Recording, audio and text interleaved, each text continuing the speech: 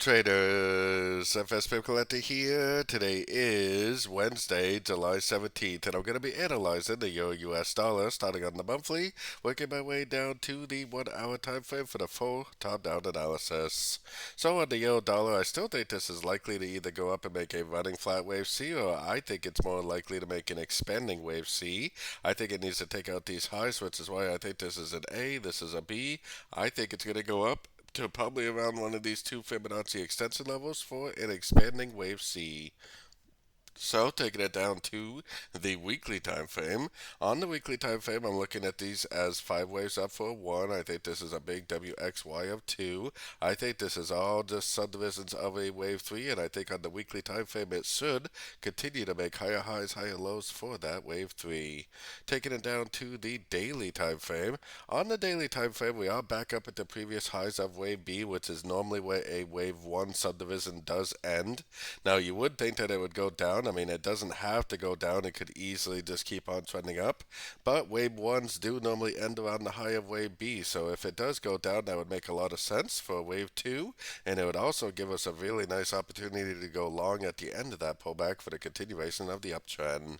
So going down to the 4 hour time frame, we definitely still don't have a breaker structure to the downside. I think that the last important structure is actually way down here, and we definitely don't have that broken. The trend is definitely still up, and I would definitely still primarily be looking for longs. It easily could just keep on drifting up like that, and it's probably more likely that it will because we are in a wave 3 on the higher time frames. Like I said, it would make a lot of sense for this to be a wave 1 and this to, do something like this for like a wave A, something like this for wave B, and then go down for a wave C, which possibly would be a pretty decent move to the downside for like a wave 2.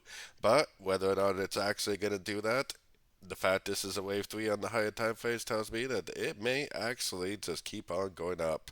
So I personally am definitely trading with the trend, and I'm definitely looking for longs on shorter time frames. Going down to the 1 hour time frame, we did have another entry on this yesterday. We had 1, 2, 3 waves down, which is exactly what we're looking for. 1, 2, 3 waves down, go long. 1, 2, 3 waves down, go long. So what am I doing right now? I am definitely not going short, even though I do kind of suspect that it could go down and do this for wave C. I'm actually waiting patiently for more 3-wave pullbacks for the continuation of the uptrend. I'm only looking for longs, and I'm only looking to go long at the end of ABC pullbacks. You have to remember, especially when you're in a wave 3 on the much higher time frames, that the trend is your friend. So don't forget to check out my free Discord channel, and as always, thank you and happy trading.